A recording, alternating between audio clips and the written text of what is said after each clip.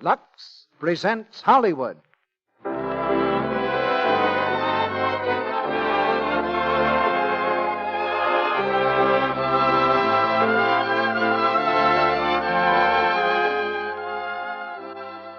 The Lux Radio Theater brings you Dorothy Lamour, Edward Arnold, and Burgess Meredith in Johnny Apollo. Ladies and gentlemen, your producer, Mr. Cecil B. DeMille.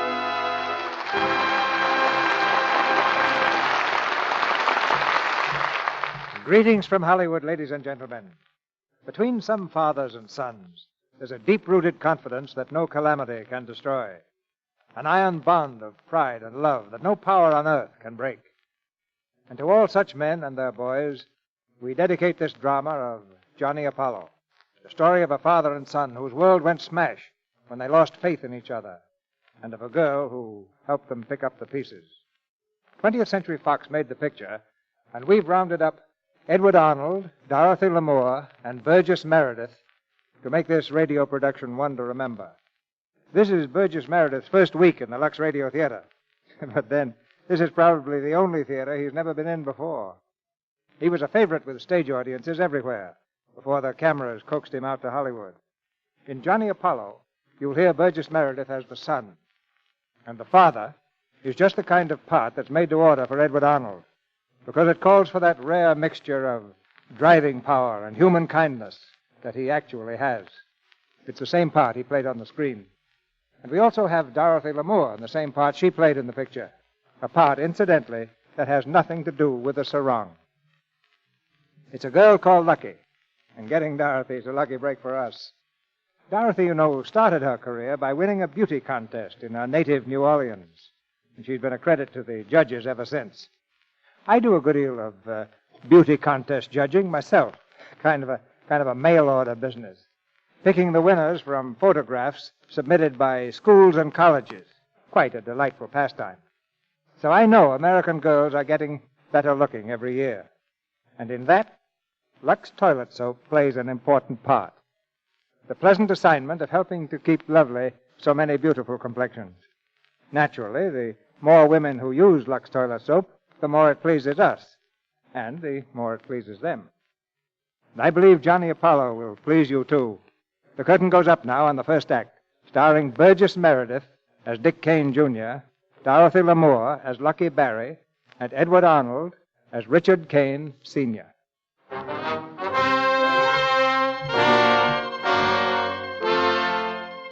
Richard Cain arrested! Richard Cain arrested! Grand jury indicts Richard Cain! Grand jury indicts Richard Cain. In screaming headlines, the papers record the downfall of a once honored and respected man. A successful businessman one day, a criminal the next. Richard Cain has seen his fingerprints recorded, like those of any common thief. He's seen the fading of all his hopes and dreams, and now a harder duty lies before him. Released on bail pending trial, Richard Cain faces his son. They told me you'd come home. You shouldn't have left college. Why not? Because it looks as though you'd run away. You should have stayed to face it. That would be fun, wouldn't it? Sitting in class with everyone staring at me, as if I were Exhibit A instead of the skeleton they've got hanging on the wall. All my friends being extra nice to me just to show how broad-minded they are. Well, you'll have to learn to take it, son. Why should I take it for something I didn't do? Dick, you're making this thing much too important. Am I? Look, I sold things that didn't belong to me when I needed the money to protect myself. All right. It's not the first time that's been done. But it's hardly the usual thing. We're living in tough times, and we've got to be just as tough as the other fella or go under. You've got to take them or they'll take you. The world's no place for old women. My crime was that I ran into a streak of bad luck. This is my father speaking, isn't it? Well, you'll find it out for yourself when you have your own way to make in the world. Someday, when you're up against it, you'll fight any way you know how, fair or foul. They don't teach you that in college. They teach you to live by a code. What, the athletic code? There's only one rule, the survival of the fittest. This is a swell time to find it out. But I thought you knew. Look at yourself. Suppose I'd been soft and let a lot of people push me around. Where would you be? Out looking for a job or on relief? I might be better off than I am now. Oh, wake up, Dick. Use your head. I am. And I'm using my memory. Thinking way back to this afternoon when my father was still the greatest man in the world. Back 10 years to the night Mother died. You and I sat together until dawn, you remember? Remember that? You talked to me as if I were an equal, and I felt like one. We promised that we'd always be honest with each other. We both knew that there was a bond between us that nothing could ever break. It needn't be broken. Well, you broke it. You broke it when you stopped being honest with me and with yourself. No, you don't believe those things you said. You're too smart. You're just trying to square things with yourself, but you can't. And you can't square things with me either. Dick! And don't tell me that I can't take it. Why should I be able to take it? When I've had no warning, when out of a clear sky I find that my father's a crook. I hope you didn't mean that. I wish I didn't. All right. Now I'm going to tell you something. I'm willing to admit that I didn't think about you much before, except to try and see that you got the best schooling and everything in the world you ever wanted. It probably wasn't enough. I didn't really think of you until I found out that this had happened. I had to figure what it might mean to you. Today has been like a nightmare, because I've been dreading the moment when I've had to face you and try to explain it to you. I've been afraid because I think it would have broken my heart if you'd been understanding and forgiving. But now I know better. The prison term doesn't mean anything to me. I can take that standing on my head. It was you I worried about. But now I know I'll never have to give you another thought as long as I live. Is that all? That's all. I suppose you won't mind if I leave. Now, you have to make your own way in life, and the sooner you start, the better. That's what I figured. Good night. Goodbye, my son.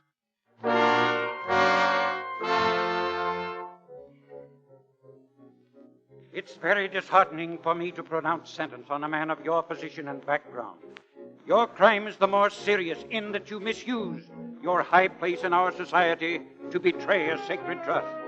Richard Cain, you're sentenced to serve from 5 to 10 years in state prison.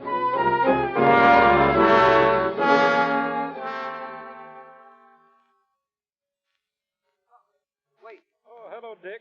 I didn't know you were here. Well, I came in at the last minute. I heard the sentence. How is he taking it? Remarkably well. Did he say anything about me? I know he didn't, Dick. Oh. Well, what are you doing for him? I mean, legally. Oh, I'm making the usual appeals, but I'm afraid it won't do any good. What are your plans? I haven't any. Get a job, I guess. Try to forget it all. Yes, I'm afraid you'll have to. When we've settled with all the creditors, there'll be nothing left in the estate. I know that. Well, if there's anything I can do for you, let me know. Thanks, Mr. McLaughlin. Wait. I want you to tell me what it'll be like up there. Will he be just like the rest? There aren't any special rules in prison, Dick. He'll be just like the rest.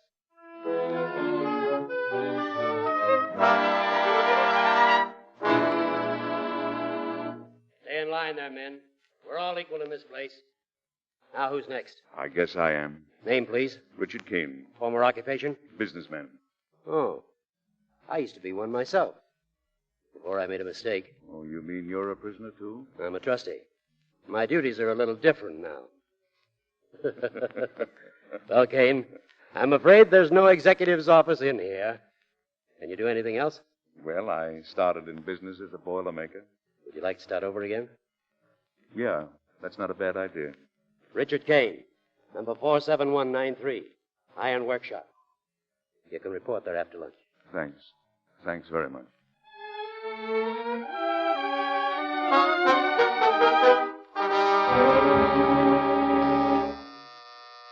Yes? Mr. McLaughlin, Mr. Richard Cain, Jr. is here. Send him in, please. Yes, sir? Come in, Dick. Come in. How are you, sir? Fine. Sit down, Dick. Thank you. Well, what's on your mind? A great deal, sir. I haven't seen you for nearly a year, have I? No. What have you been doing? I spent most of the time looking for a job. I couldn't get one because of my name, so I changed it. Today I was fired for changing it. Oh, I'm sorry. Did you see this in the paper? What's that? This down here. Mickey Dwyer paroled. Whereabouts of gang leader not disclosed. Parole board action unexpected. So that mobster's out again. What's that got to do with you, Dick? Well, nothing. Except that he was sentenced the same day as my father. Yes, I remember. Well, what I want to know is, if he's out, why is my father still in? Because there are certain methods which no respectable attorney would employ. Why not? What's wrong with them if they work? It's a question of legal ethics. What have ethics got to do with it? My father's in prison. I can't say I like the trend of this conversation. I don't care whether you like it or not. Why aren't you doing something for him? This gangster has a lawyer by the name of Brennan. If Brennan can fix the parole, why can't you? Since when have you been so interested in getting your father out? You have plenty of time to think when you're walking the streets looking for work. Oh. And I came to the conclusion that maybe my father was right after all. It was all these so-called friends of his who helped me find it out. There isn't one of them who isn't in his debt one way or another, and today they're all ashamed to admit that they ever knew him. Some of them, perhaps. And that goes for you, too. You've heard of rats leaving a sinking ship. I object to that. Well, why should you? I acted like a rat myself. I tried to judge him by a set of standards that don't apply. If you're going to get along in this dirty world, you got to be just as dirty as anyone else. Now, let's forget about legal ethics. Are you going to do something for him, or aren't you? I've already told you I can't. All right. If you won't, I'll get somebody who will. I'll get Brennan.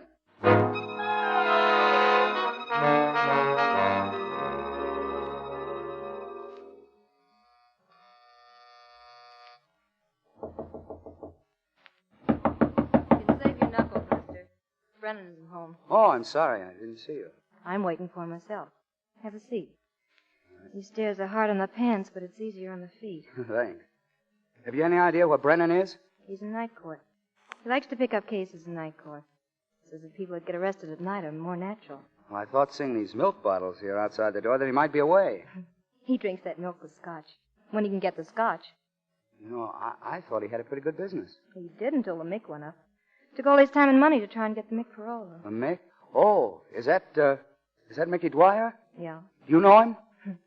Nobody knows the Mick. They say I'm his girl. Well, that's pretty good, isn't it? Sometimes. Sometimes it's not so hot. See his mink coat? Yeah? Well, that's all that stands between me and the WPA. I'm out of a job myself. What do you do? Me? Uh-huh. I'm an actress. I used to work in that joint across the street, the Paradise Club. Dine and dance, no cover charge, but keep your hand on your wallet. The place is closed now, though. You a singer? Mm-hmm. I should think your connection with Dwyer would get your job fast enough. That shows you don't know the Mick. Every guy in town that owns a joint knows him and knows that if they did me any favors, it would only mean one thing to him. It would blow their head off. Mm-hmm. So that's why I'm starving to death in a mink coat that I don't dare sell. Well, I see Dwyer got his parole. Yeah, I read that, too. Only I don't believe anything I read in the papers. I figure the judge would know, though. Brennan. Yeah. Hey, look at the bird on the window. It's a robin, isn't it? Yeah. It's the first one I've seen this spring. You're supposed to make a wish. All right, why not? Finish? I think. Get yours is about a girl. No, not this time. What's your name? Johnny. Mine's Mabel. They call me Lucky. Don't ask me why. You got a match, Johnny? Yeah, I got a lighter. Thanks. Say, that's a nice one. Gold, huh? Mm-hmm. What's it say there? To my matchless son. Well, you'll never go hungry while you got that. I'd go hungry before I'd part with it. Have you ever been hungry? Me? No. Why, have you? Mm-hmm. Once, 3 years ago. That's before I met the Mick. I was locked out of my hotel room. The manager said he was going to call a cop. I told him he better call a plumber, too, because I'd left the water running. Then they took me to night court, and I met Brennan there. He never even seen me before, but he took my case, and he got me off, too. He sounds like a good guy, this Brennan. Ah, he is. And speaking of the devil, here he comes. Who's that? Lucky, my girl, is that you? Yeah, it's me, Judge. Must be trouble. He always gets it when there's trouble. Oh, good evening, Lucky. Good evening to you, my young friend. How are you, sir? Very well. Very well. Now, if this key will perform the duty for which nature designed it, I'll invite you inside. You got it upside down. Huh? Oh, I have indeed. Small wonder in this topsy-turvy world. Bring in the milk, young man. You bet. Thank you very much. Just put him down any place. Oh, here, I'll move a few of the papers off the desk. That's better. Well, Lucky, how are you? I wanted to speak to you about Mickey. Is he out? He's out, all right. I don't know how long he's going to stay out. I knew it. Trouble. Nothing but trouble. Who's your young friend? Name's Johnny. Johnny.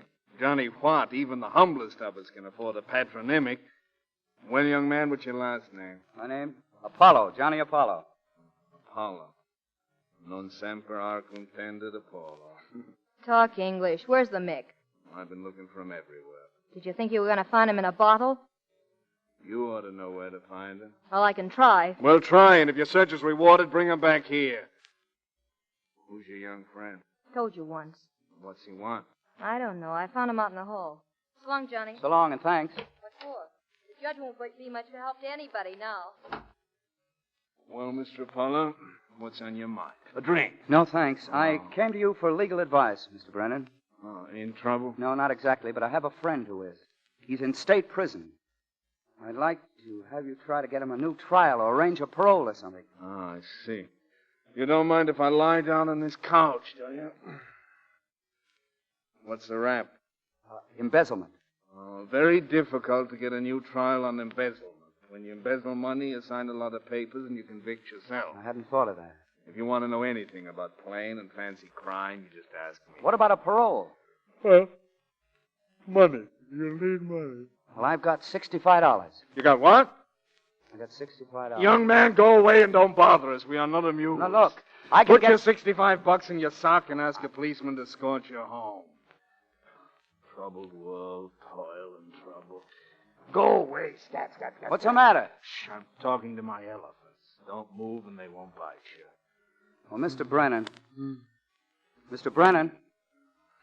Wake up. Listen, wake up. You want to see me, Brennan? Hey, what's the matter with him? I don't know, he's asleep. Yeah? Hey, Brennan, wake up. Wake up, do you hear? Come on. Oh, well, hello, Mickey. Now, listen, I hear there's some trouble. What's wrong? Everything. The police got Taffy Bade. Yeah? Where is he? State Street Jail. They got him for vagrancy. Drunk. He's been bragging that you could spring him. Why, that dirty... I can't show down there when you're too plastered. Hey, you. Who are you? Well, it's an old friend of mine. Very old friend. His name's John. All right, you want to make $100, Johnny? I'd like to do a favor for him, if that's what you mean. Okay. Now, here's some dough. Get down to the State Street Jail and spring a guy named John Bates. Spring him? Yeah. Put up the bail. Get him out and bring him back here. No, wait. Bring him over to the Paradise Club across the street. Okay. Now, wait a second. Here, take this roll of pennies. Roll of pennies? What for? Bates is liable not to want to come with you, so stick him inside your fist. It'll help when you suck him. I don't think I'll need him. Take him anyway. You might want to get weighed. Go on, beat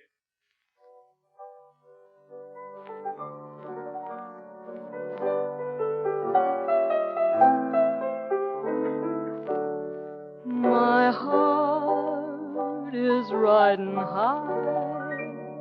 My blues have taken flight. I'm walking by the river, 'cause I'm meeting someone there tonight. Oh, that was swell, Lucky. I like you singing those sad numbers. I ain't heard that one before. It came out about the time you lost your first appeal. Oh, it's nice. Come on. Come in here, mister. Go on. Well, will you look who's here? I guess the fella you want, isn't it? Yeah. Come here, Bates. Listen, Mickey. Shut up. What's the idea of getting drunk and shooting off your big mouth down to the station? I didn't say anything. No, you just said they couldn't keep you in jail. That your pal Mickey Dwyer would get you out in 15 minutes. Oh, no. And nobody's supposed to know I'm in town. Well, now sit down and shut up. I'm not going to move out of here until I tell you. Okay, Mickey. Thanks for getting me out. Keep your mouth shut. I'll see you go back in for good. Hey, Johnny, have any trouble with him? A little. He had a roll of pennies, too. He did, eh? Well, maybe I should have warned you. Yeah, that's all right. His bail was $50. Here's your change. Keep it. You did what I told you. I like guys who do what I tell them. Thanks. Hey, Charlie. Mac. I want you to meet a friend of mine. Johnny, Apollo. Johnny Apollo. And he's no mug like you, Muggs. And this here is Lucky. Yeah, we met up at the judge's place. Say, that's quite an eye you got there, Johnny. We better put some beefsteak on it. Yeah, sure. Charlie, get some steak. The best in the house. We ain't got no steak, Mick. Only chops and liver. What? So one of you guys didn't starve to death while I was in hock.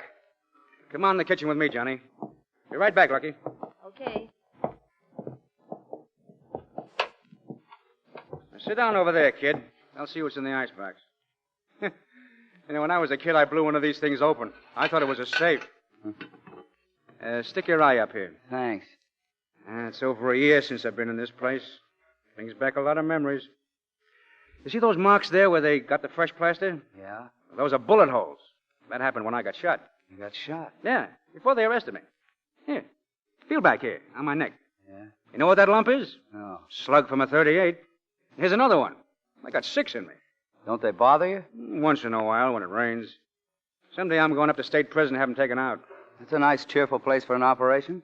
Well, the prison doctor's a good friend of mine. Yeah? I've got a friend up there, too. Who hasn't? What's his name? Richard Cain. Richard Cain? The millionaire? That's the one. Yeah, I knew him. He's the greatest guy that ever lived. You'd never know he was a millionaire. He was the only con in the joint who didn't claim he'd been framed. And he wouldn't take anything soft, either. He went to work in a boiler plant, handling one of those pneumatic hammers. They shake your head off and leave your hands looking like a piece of steak. I never heard a squawk out of him. He'd wrap a rag around his hands and go to it again. What a guy. He could take it. How well do you know him? He, paid my way through college. I bet you went first class. I did. What are you doing now? I'm looking for a job so I can pay him back. He wouldn't want to be paid back. I'd like to anyway. Well, quit worrying. You're all set. From now on, you're working for me. What? You heard me. But what'll I do? Anything I ask you to. Well, what do you say? Making you an offer. Take it or leave it. Well, it's a job, isn't it? I'll take it.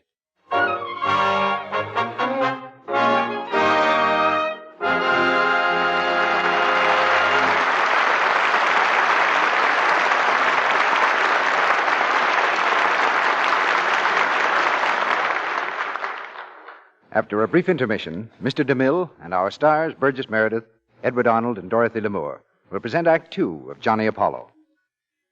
Now, for a minute, let's look in on a living room over on Stone Street. Mrs. Tucker is entertaining a girlhood friend of hers at tea. Suddenly... Excuse me a minute, Betty, while I answer the door. Why, Mary, a box of flowers. How exciting. Oh, roses. Why, they're from Jim, the old darling. He's remembered it's our anniversary. Flowers from your husband. That's something. Mary's a lot older now than the charming girl that Jim married, but he still feels a thrill of pride when he looks at her. You see, Mary doesn't have a lot of time to spend on beauty care either, but she makes every minute of her beauty routine count. Her skin always looks smooth and lovely, exquisitely fresh. You see, every day Mary spends 2 or 3 minutes on a Lux Soap Active Lather Facial. Now, if you asked her why, she'd probably say, Well, I've found these Lux Soap facials really work. Lux Soap has active lather, you know, so that it takes away every trace of dust and dirt and stale cosmetics from my skin. Here's what I do. I pat the rich Lux toilet soap lather lightly into my skin. I rinse with warm water, then cool. Then I pat my face dry. And afterwards my skin always feels so smooth and soft. Looks so fresh. These Lux Soap facials are a simple beauty care any woman can use right in her own home.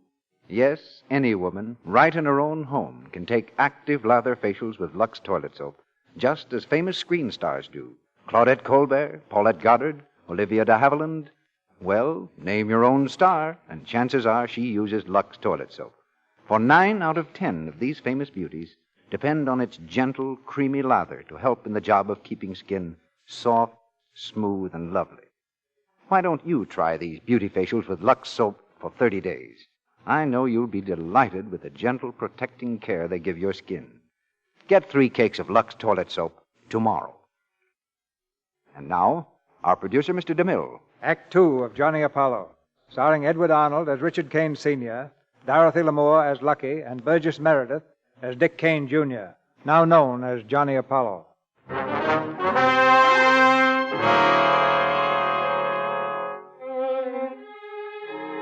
Johnny Apollo is a shrewd apprentice.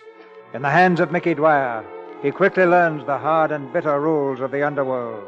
To take all that can be taken, to hit or be hit, to kill or be killed. He's lost all contact with his old life now. There's nothing to remind him of decency and honesty. Only an occasional pang of conscience and a gangster's girl named Lucky. Paradise Club driver, make it snappy. Johnny, Yeah. why did you pick me up tonight? You opened at the club, isn't it? Mickey wanted to make sure you wouldn't be late for your first number. Acting on orders? Yes, sort of. Johnny, tell me something. What did you wish that time?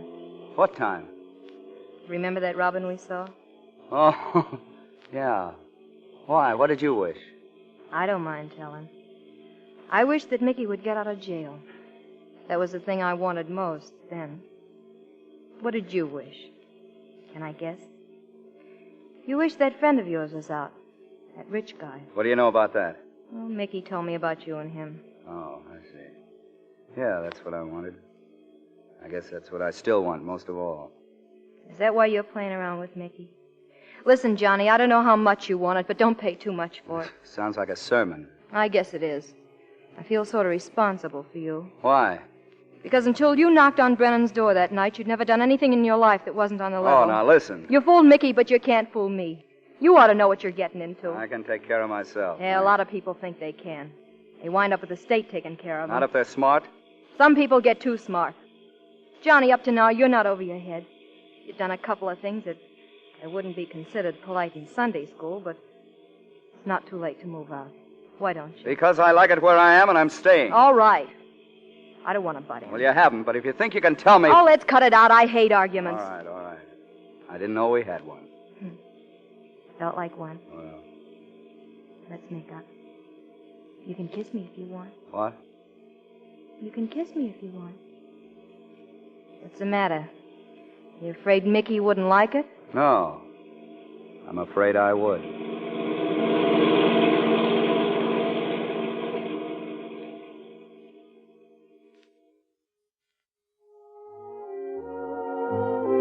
Here you are, Johnny. There's $5,000 there. You're splitting the numbers, Racket. Thanks, Mickey. Comes in handy. Yeah. Say, you ought to have enough by now to pay off that Cain guy with interest. Money isn't going to do Cain much good where he is now. Did you ever try to get him sprung? Well, yeah, I talked to Brennan about it. He says it's a tough rap. It'll take more dough than this. Good, so what? I'll cut you in on plenty of other things if you want to play along, and I'm the guy that can fix that rap. I got angles. You think there's a chance? There's more than a chance. It's a cinch. Mickey, if you could get him out, I'd do anything you want, boy. I'd work for you the rest of my life. Forget it. No slave owner. Hey, what do you get out of it if Cain's sprung? It would be like having your prayers answered for the first time. And now we have our paradise songbird, Lucky Barry. Get a load of Lucky. Ain't that a dress? I guess I'm the lucky one, huh? Hey, I'm talking to you, Johnny. What? Yeah, she's marvelous. You're luckier than you know. Yeah? I gotta leave now, Mickey. I want to write a letter to Cain. See you tomorrow. Sure. May I never feel the falling rain. If the love that I declare isn't all that's right and fair, may I never love again. May I never see the blue of the sky, nor the moon and stars down Lover's Lane. May I never live a day if I don't mean what I say. May I never love again. Sweetheart, when I'm with you, I'm not a foolish pretender. Sweetheart, if you love me too, all I possess I'd surrender. May I never feel your tender lips. May you never take my love in vain. You're the answer to my prayer, but if your love isn't there, may I never love again.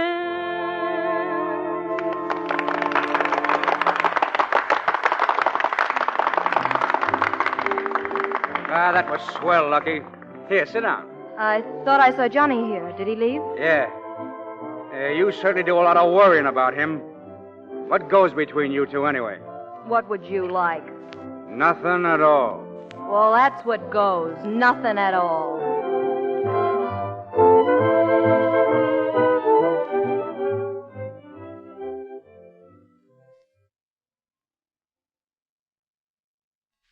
Here you are, Cain. That's your visitor over there. Thank you. I'll be back in a couple of minutes. Hello, Dad. How are you, son? Got my letter? Yes, and I was more than glad to hear from you. You're looking well. Yeah, well, perhaps it's the diet and the regular hours. I'd forgotten what it was like to have an appetite. Remember how I used to hate lima beans? Yeah? Well, I get them now.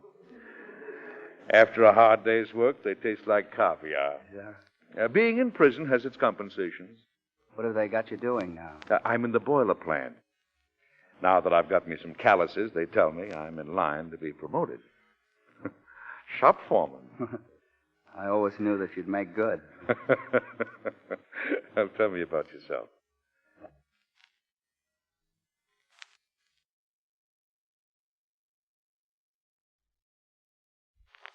About me, nothing much to tell, except that I guess I've taken your advice and grown up. Your friends helped me do that when I was looking for a job. I'll bet I have more friends in here than I have on the outside. You probably have. Have you got a job? Yeah. Doing what? Well, see, Make it snappy, Cain. I tell you, Dad, I'd like to tell you my good news quickly. How'd you like to be paroled?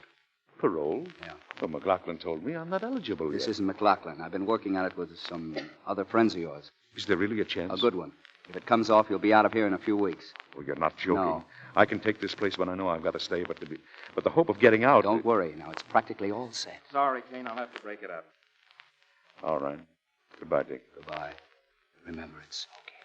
Come on. So long. See you soon. So long, Dick. Say, Cain, mind if I give you some advice? No, go right ahead. You've got a good record here. You'll get plenty of time off for good behavior. Why don't you let nature take its course instead of playing around with a rat like that? What do you mean? You know what I mean. You were talking parole with Apollo, weren't you? Who's Apollo? Don't try to kid me. Johnny Apollo, Mickey Dwyer's new front man. Oh, no, you're making a mistake. No, I'm not. Didn't I see him with my own eyes coming in here with a Mick? No, but he's as big a rat as Dwyer, only a lot smoother. What's the matter, Cain? You just sick or something? What's the matter with you? I want to go back to my cell.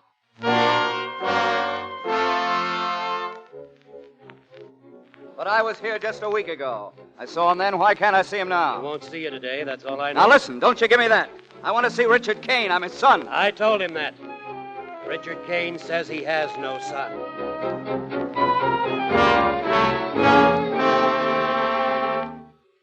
Come in, Lucky. What's on your mind?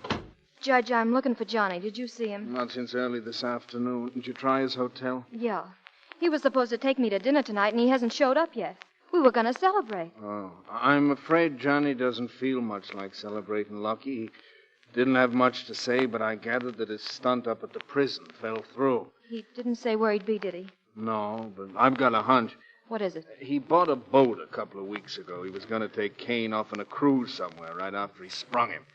It's docked just off 8th Street. You try him.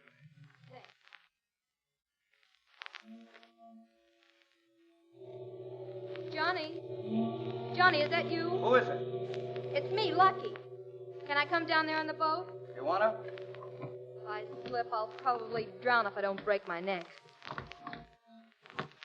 Hello? What are you doing here? Well, in case you forgot, we had a date for tonight. You don't want a date with me. I'm no company. I don't know. When I was a kid, I always had a weakness for sailors. Well, you've come to the wrong harbor. I'm selling this scow tomorrow. Oh. I'm sorry your stunt didn't go through. Oh, it went through all right. Only Cain wouldn't play. You mean you had it all fixed and he wouldn't come out? That's right. Oh, he must be nuts. Leave it at that.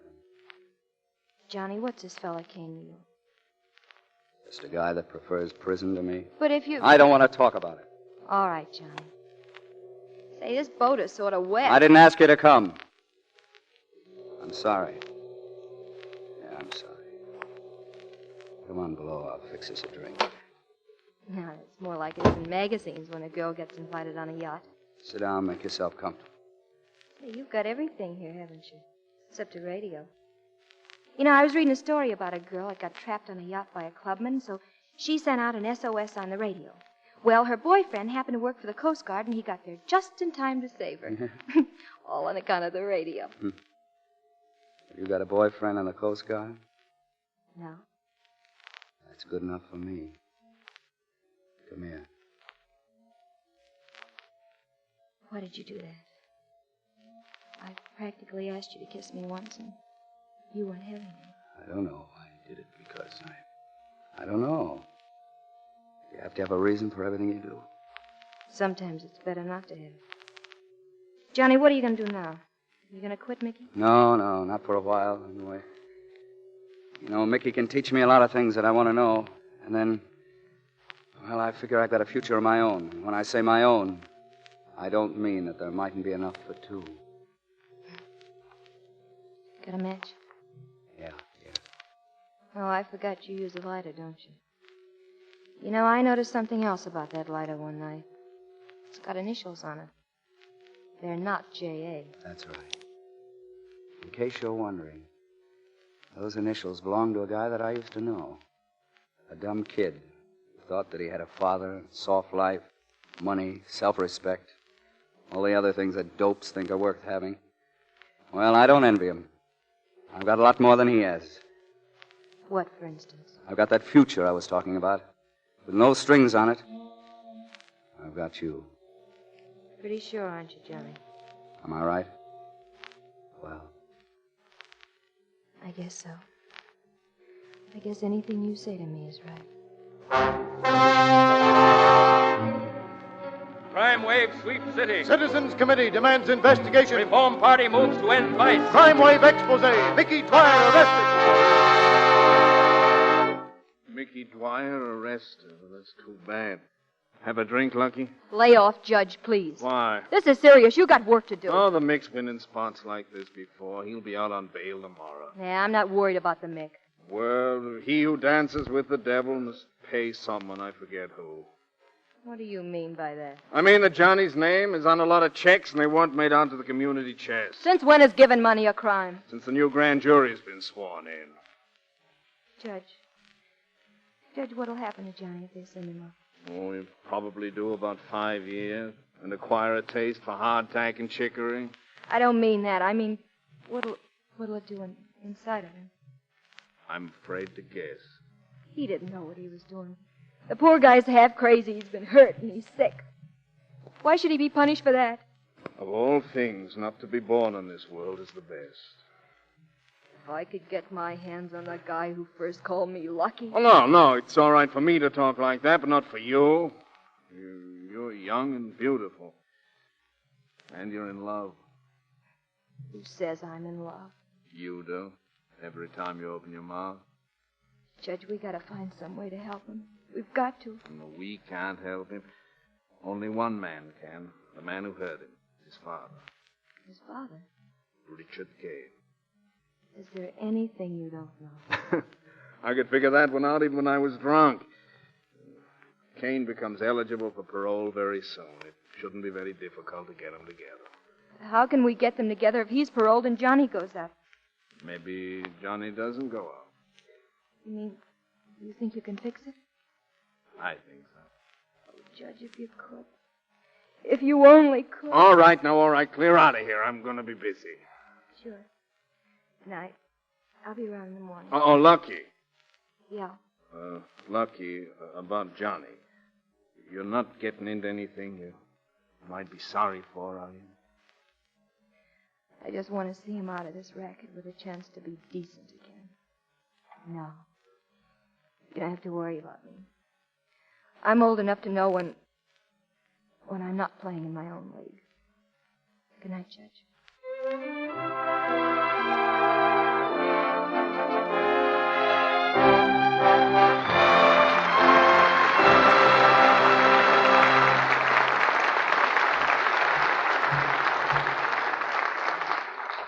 In just a few moments, Mr. DeMille and our stars, Dorothy Lamour, Burgess Meredith, and Edward Arnold, will return in Act 3 of Johnny Apollo.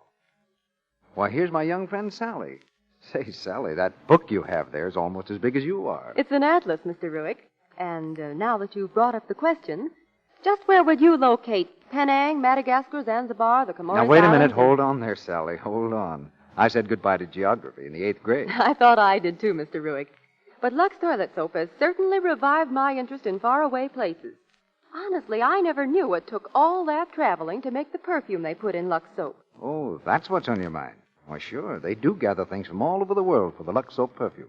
34 different ingredients. Now, wait, Mr. Ruick. Let me tell you. There's geranium oil from the French islands of Reunion, patchouli oil from Java, bois de rose oil from Brazil, and, my goodness, here's a tongue tripper, ylang-ylang, an oil distilled from the flowers of the cananga tree, and lots more fascinating things. Yes, sir. And you know, Sally, it takes a master perfumer to blend all those 34 ingredients into a single lovely odor. Well, that perfume's one important reason why Lux Toilet Soap makes such a grand bath soap. I love the fragrance it leaves on my skin. Well, here's one you may not know, Sally.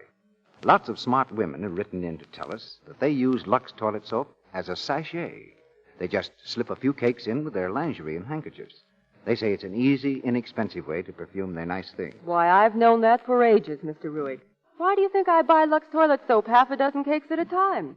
So I always have 2 or 3 cakes handy to use for a sachet, of course. Why, Sally, how could I misjudge such a true Lux Soap fan as you? Why, you're as much of a Lux Soap perfume lover as our Hollywood screen stars. They say they love the delicate perfume Lux Toilet Soap has. And let me say to women everywhere who enjoy fine things, the perfume used in Lux Toilet Soap is a truly fine and expensive blend of rare ingredients. Get some of this luxurious soap with a flower-like fragrance tomorrow. It costs very little. We pause now for station identification. This is the Columbia Broadcasting System.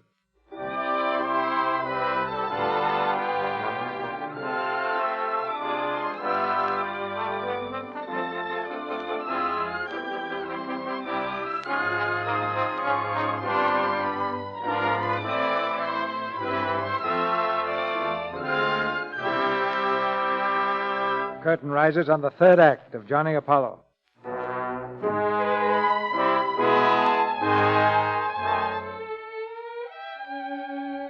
Trying to help Johnny Apollo, Brennan turned evidence over to the district attorney's office. Evidence that would convict the gangster, Dwyer, and let Johnny Apollo go free. As Brennan returns to his office the same night, Dwyer is waiting for him. I heard you made a deal, Judge. Did you? I hear you offered to sell me out if they let Apollo off. Well? Are you waiting for me to deny it? No. I'm not waiting for anything. Sit down, Apollo. You know who I am? I read the papers. You're the big man who's going to clean up this town. Your pictures flatter you. Apollo, we think Mickey Dwyer killed Brennan. Now, that's an interesting theory. Why should he kill his best friend? If he didn't, who did? You're the district attorney. You tell me. I suppose you don't know that Brennan was getting ready to sell Dwyer out. I guess you didn't know Brennan. And I suppose you weren't in on the same deal. Are you trying to be funny? All right. Where was Dwyer between 11 and 11:15 night before last? He was with me. The whole time? That's right. You'd swear to that? Certainly I'd swear to it. You're all alike. You'd swear your life away to alibi a rat like Dwyer. Now, look, Johnny, you don't want to go to jail, do you? You tell me the truth about Brennan's death, and I'll drop my charges against you. Say the word, and you're a free man. That's funny. You know, all your press releases said that you were a pretty smart guy. What do you mean? What makes you think I'd fall for a gag like that? If I'm going up, okay, I'm going up. But I'm not going to perjure myself so you can frame Dwyer. This is your last chance. You going to play ball with Dwyer or with me? With Dwyer. And now you mustn't take it sort of hard, baby. You be a good guy. You will be a good guy if you didn't take all that newspaper stuff about yourself so seriously. Get out of here. Get out! Okay. See you in court. Now,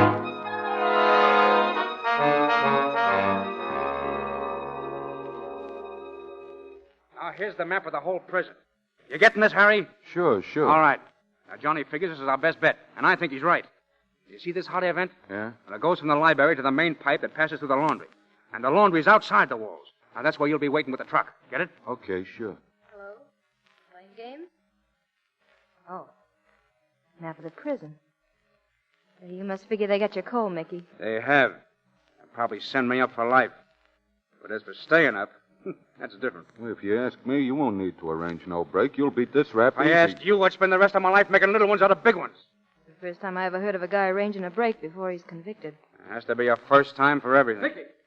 If you're through with those blueprints, I promise the guy I'd have him back in the morning. Getting a little nervous. We're all through. Take him. Now, come here, Harry. I want to see you before you go. Okay, sure. Johnny. Yeah. Are you in on this break? That's right. Don't you realize that a guy who makes a break, even if he gets away with it, is as good as in prison for life?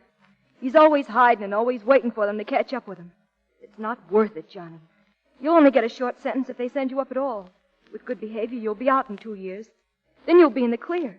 Do your time and forget about this. I don't figure to do any time. What's going on here? Don't you think you've made enough trouble for him? Now you want to drag him into a jailbreak. You're going up for life. You need help to make your break, so you talk him into it. Johnny, can't you see he's just using you? Nobody's using me. I know what I'm doing. Thanks anyway, Lucky. See you tonight. Yeah, okay. All right, Lucky. Let's have it. You're stuck on that kid. What if I am? Well, shouldn't I be a little annoyed? Well, you want to know why I'm not? Because he's got too much class to waste his time on a tramp like you. Well, I know it's nothing serious. You'll come crawling back. I don't think I will. Not after Brennan. Brennan? Do I look dumb? Brennan's going to try to get Johnny off, and the DA suddenly gets some new evidence on Mickey Dwyer. Brennan is bumped off. Is that a coincidence? Was Johnny in on that deal? No, but I was. You were? Yes, me. Why, you double-crossing little... Go ahead and hit me again. You're a big, strong guy, aren't you? You thinking of using your information? Not in the way you think. But if I can find a way of using it to help Johnny Apollo, I'll use it plenty.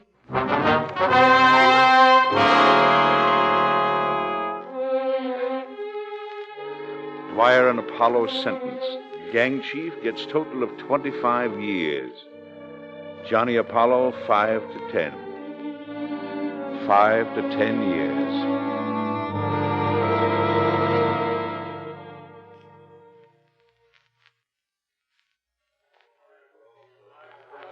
Keep in line there, men. Next. Name, please. Hello. See you've got a new job. I thought I'd see you today. You're a trustee now, eh? Yes, for good behavior. Name, please. Johnny Apollo. Your real name. I haven't any. Occupation. Embezzler. Second generation. It's the policy here to keep the men usefully occupied. What would you like to do? Doesn't matter. As long as you don't put me here in this office. That's all right with me. Try the jute mill. Next. Thanks.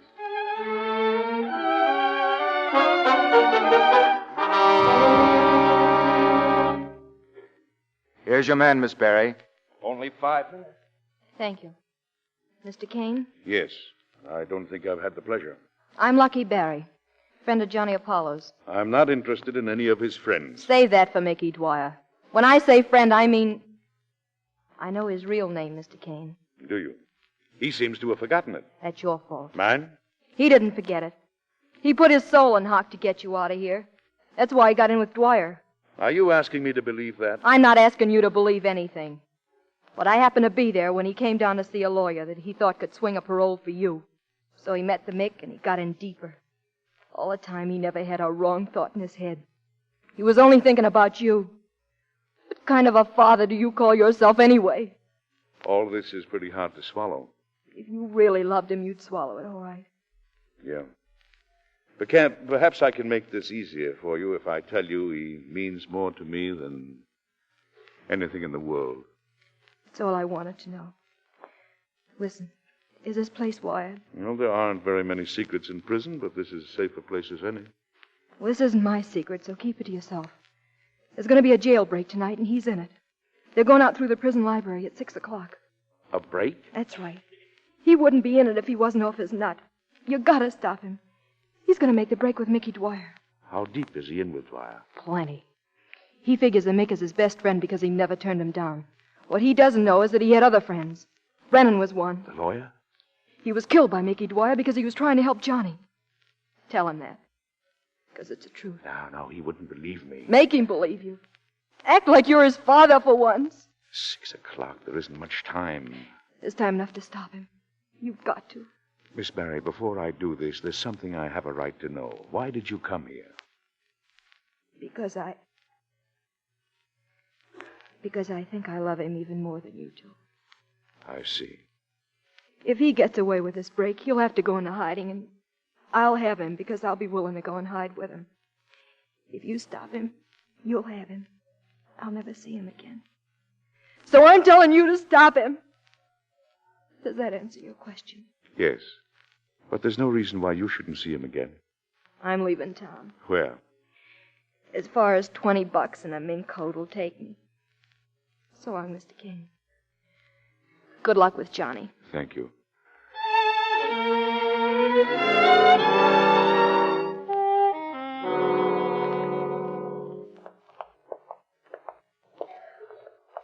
Just a minute, you guys. Where you going, Dwyer? It's mess time, 6 o'clock. We know what time it is. I want to return these books to the library. Oh, yeah? All right. Make it snappy. Get in, Johnny, quick. Okay. Hello, Mickey. Bring back some books. Yeah. You on duty here, Cain? That's right. I asked for it. Yeah? Well, why don't you quit? You're going to be late for chow. I don't feel hungry tonight. I get it. Well, you just sit there and relax, and you won't get hurt. Now, that laundry chute's over this way, Johnny. Come on. You're not going, Dick. Get out of my way. No, I've done you plenty of harm, but this is one thing I can't let you do. Now, listen to me. I've listened to you once too often. I may have been wrong before, but this time I know I'm right. If you go through with this, your life's finished. It's a little late to be worrying about that, isn't it? It's not too late, but it will be if you go. I can take it. I'm going to stop you if I get killed for it. I thought I told you to relax. Now, get going, Cain. I'm ready. Wait. This man killed Brennan because he was trying to help you. Why don't you tell him, Mickey? You might get some of the same yourself. Now, on your way, Johnny, quick. He's not going with you. Who's going to stop him? I am. Let go of that phone. Hello. Cut it, I tell you. Me to the warden's office. I want... You shot him. If he's dead, I'll kill you. I'll kill you. Take your hands off. Why, you dirty murderer. All right, Johnny, you're asking for it, too.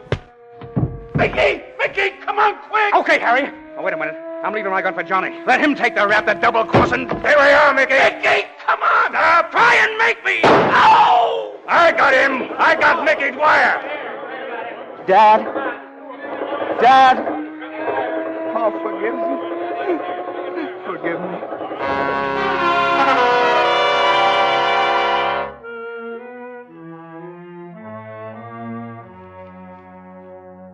I'll give you one more chance, Apollo. Why did you shoot Cain? I didn't shoot. Come on, Johnny. Come on. It'll be a lot easier if we get the truth now. Tell you, that's the truth. I didn't shoot. Listen, Johnny. Cain is still unconscious. If he dies without talking, we'll hang you higher than a kite. So why don't you come clean? Go in, Miss Barry. Hello, Warden. Nothing out of him yet. This girl wants to speak to him. Is this the man, Miss Barry? Yes.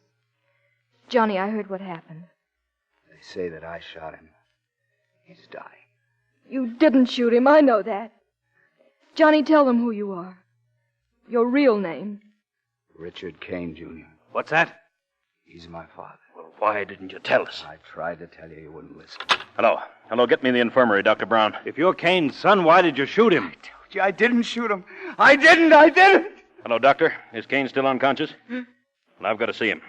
You suppose you could bring him around? Long enough to make an identification to answer one question. All right, we'll be there right away. Come on, Johnny. We're going over to the hospital. See him now, but don't stay too long. How is he, Doctor? He has a chance. About 50-50. Come on. Go ahead, Johnny. You'll make it all right. I'll be waiting here.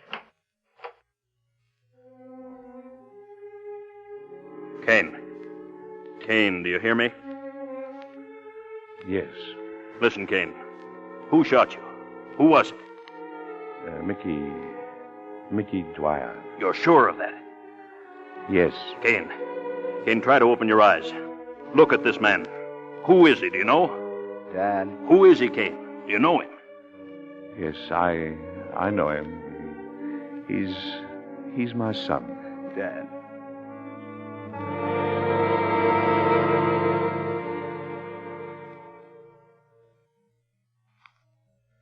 There's the gate, mister. Open her up, Ed. Well, goodbye, Johnny. Hope we won't be seeing you again. Thanks. 2 years was long enough. I'm on the outside now. I'm going to stay there. Fine. Good luck. Good luck to you. Hey, Dick! Yeah, son! Oh, Dad! How are you, Dad? Oh, it's good seeing you. Oh, it's great to see you, son. Come on, I've got the car over there, and we're going home. All right, but look, I got to stop off somewhere. You know, I got to look for someone. Yes, I know. I found her for you. She's waiting for you in the car. She is? Yeah, you go ahead, son. My shoelace needs tying. Thanks, Dad.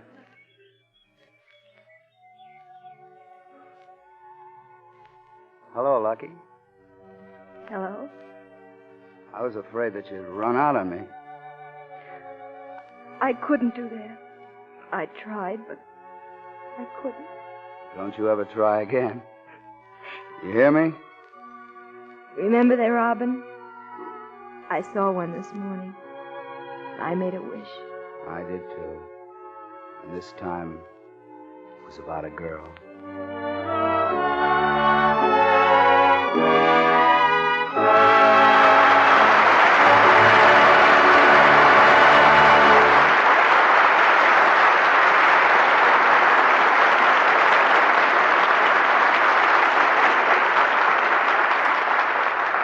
The curtain falls on Johnny Apollo. Your applause calls our stars back to the footlights. Edward Arnold, Dorothy Lamour, and Burgess Meredith. Here they are. Thank you, C.B. As you always do, you made this week a pleasure. I don't suppose it's polite to go looking for another invitation, but I hope you'll ask us back again soon. Well, now, I'm kind of a stranger around here, but that goes for me, too. Well, as we say over on the Paramount lot, Burgess, it's in the bag. Say, now, speaking of the Paramount lot, reminds me of the first time I saw you, sir. I certainly was impressed. It was while we were making second chorus. And one day I saw about 8 or 10 people come out of the commissary and start off across the lot. 3 or 4 were taking notes. Some of them were arguing a mile a minute. One of them was still eating dessert. And I heard a guide tell some sightseers that it was Cecil B. DeMille and his staff working on a script. Well, the first time I saw him go back to his office after lunch, Burgess, I thought it was a fire. Eddie, I appeal to you. Well, it may not look like a fire, C.B., but you don't waste any time. And I'm not going to waste any time either, Mr. DeMille, in saying a good word for the Lux Radio Theater and for the product behind it, Lux Soap. I think it's grand. I've used Lux Soap active lather facials for a long time myself, and I like them better than any other complexion care I've ever had. Well, we've always known that about Lux Soap, Dorothy. But those words of praise from you are music to my ears. C.B., watch the bill here in this theater next week. Next Monday night, Eddie, the play is The Whole Town's Talking. And I'm quite sure that the whole country will be talking about our cast, because our stars, hold on to your hats now, are Fibber McGee and Molly. It's a story about a rather mild individual who looks exactly like a famous public enemy. Naturally, that causes him no end of trouble. But with Fibber McGee and Molly bringing us the story next week, there's no end to the entertainment that's in store for us. That sounds like a big night, Mr. DeMille. I'll be listening. Good night. Good night, C.B. Good night. Good night. You three are certainly good company.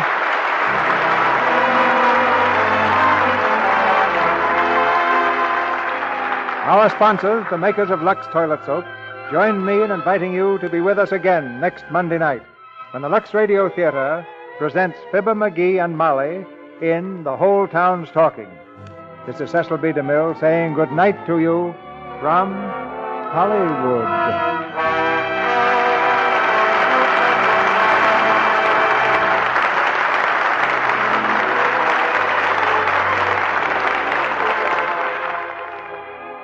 Dorothy Lamour will soon be seen on the screen in Paramount's Road to Zanzibar, in which he co-stars with Bing Crosby and Bob Hope. Edward Arnold was heard tonight through the courtesy of Metro-Goldwyn-Mayer and will soon be seen in the new Universal picture, Lady from Cheyenne. Burgess Meredith's forthcoming picture is the Ernst Lubitsch production, That Uncertain Feeling, to be released by United Artists.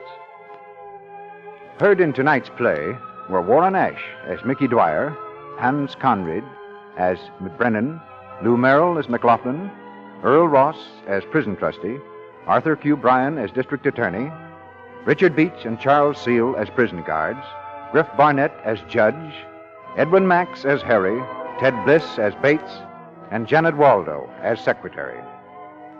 Our music is directed by Louis Silvers, and your announcer has been Melville Ruick.